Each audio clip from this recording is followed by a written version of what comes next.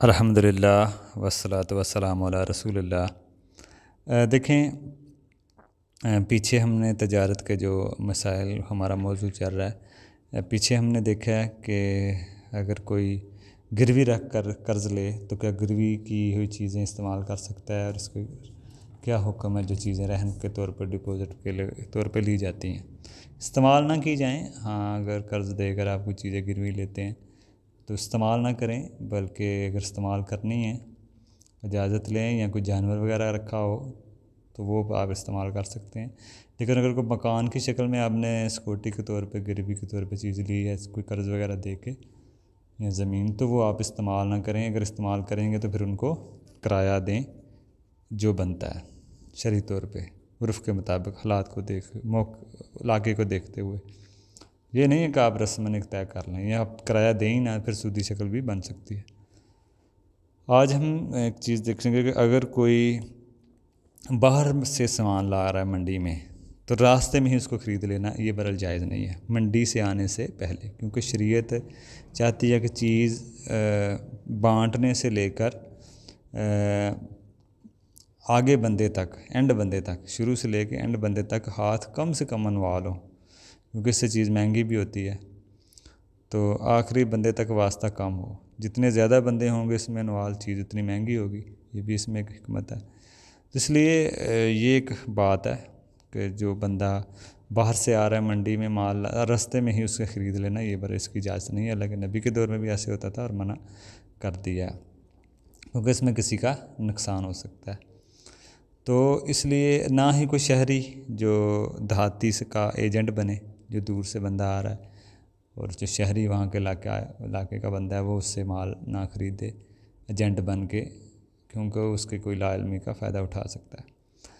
اسی طرح ایک بات اور ہے کہ اگر کوئی چیز واپس کرنی ہو، جب تک دو بدن الگ نہ ہو جائیں۔ آپ دیکھیں کہ سوال پیدا ہوتا ہے کہ اگر آپ نے کوئی چیز واپس کرنی ہے تو آپ کے پاس اختیار ہے کہ جب تک آپ الگ نہ ہو جائیں۔ آپ کسی دکان پہ جا کے کوئی چیز خریدتے ہیں تو آپ کے پاس اختیار ہے واپس کا، جب تک الگ نہ ہو جائیں۔ لیکن اگر الگ ہو جائیں تو پھر آپ چیز واپس نہیں کر سکتے۔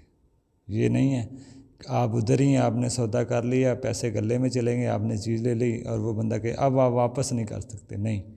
شریعت کی حکم یہی ہے کہ آپ واپس کرنا چاہیں تو آپ اسی ٹائم واپس کر سکتے ہیں، اور دکاندار کو بھی واپس کرنی چاہیے شرعی طور پہ۔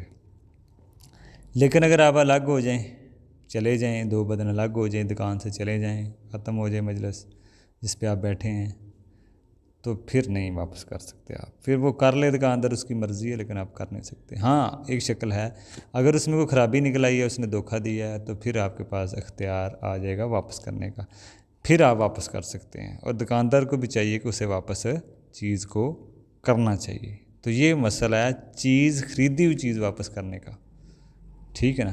اگر آپ ادھر ہی ہیں تو واپس کر سکتے ہیں، آپ کا اختیار ہے، چاہے پیسے آپ نے دے دیے ہیں، بات ہو گئی ہے، ٹھیک ہے نا، پیسے گلے میں چلے گئے ہیں، جو بھی ہے واپس کر سکتے ہیں۔ الگ ہو جائیں پھر نہیں، نقص نکلا ہے چیز میں، پھر آپ واپس کر سکتے ہیں، اور دکاندار کو بھی واپس کرنی چاہیے۔ لیکن اگر ویسے بھی کوئی نقص نہ بھی نکلے تو دکاندار اگر کر لیتا ہے تو اچھی بات ہے، اگر وہ کر لیتا ہے۔ اسی طرح آگے ایک سوال ہے کہ پیسہ وجود میں کیسے آتا ہے، کریشن آف منی۔ منی مطلب جو پیسہ ہے یہ کیسے وجود میں آتا ہے، منی۔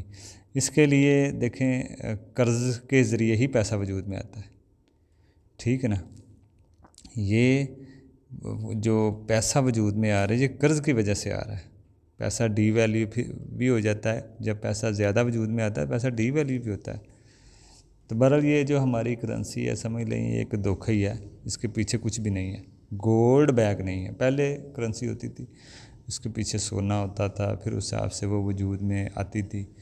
جب نوٹوں کے اوپر لکھا ہوتا ہے حاملہ حاضہ کو مطالبے پر واپس کیا جائے گا، تو یہ اس لیے لکھا ہوتا تھا کہ اتنا سونا پیچھے ہوتا تھا۔ لیکن آج کل تو کچھ بھی نہیں ہے۔ یہ آج حکومت اگر یہ کہہ دے کہ یہ آپ کا پیسہ ختم کر دے تو آپ کے پاس تو کچھ بھی نہیں بچے گا، یعنی کہ وہ ردی ہے، اب اس کا کچھ بھی نہیں کر سکتے۔ تو اس لیے پہلے جو کرنسی، چاہے وہ ڈالر ہے، کوئی بھی ہے، کسی کے پیچھے سونا نہیں ہے۔ پہلے جب کرنسی وجود میں آتی تھی تو پیچھے سونا ہوتا تھا، گولڈ بیگ ہوتا تھا، اب وہ ہٹا دیا انہوں نے، تو ایسے یہ چل رہا ہے۔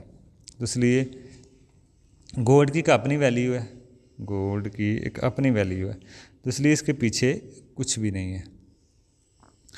تو یہ اس میں ایک مسئلہ ہے، یہ ہماری جو کرنسی ہے سمجھ لیں ایک غبارے کی طرح ہے، کبھی بھی کچھ بھی ہو سکتا ہے۔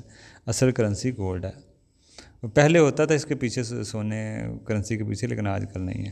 اسی طرح کرپٹو کرنسی کے بارے میں بھی دیکھیں، یہ بھی بٹ کوائن، اس کے بھی بارے میں علماء کا یہی رائے ہے کہ یہ صحیح نہیں ہے، ٹھیک ہے نا۔ اس کو پرائیویٹ ادارے ہی کوئی بنانے والے ہیں جو اس پہ کام کر رہے ہیں، تو بنانے والے کا نام کا کسی کو پتہ نہیں ہے۔ بعض ملکوں میں ملتی ہے، اب ہمارے ملکوں میں تو خریدنے لیگل ہے ابھی، لیکن علماء کی بڑی تعداد نے اس کو حرام کیا ہے، استعمال کرنا جائز نہیں ہے۔ شاید آنے والے وقتوں میں اس میں کوئی حکم لگے، لیکن ابھی اس کی کوئی، کیونکہ اس کو ریگولیٹ کرنے والے پرائیویٹ ادارے ہیں، حکومتی سطح پہ اس کو کوئی حکم نہیں ہے اس کے اوپر آیا، ابھی اس پہ مشکوک ہے، تو اس لیے اس کو اس سے بچنا چاہیے۔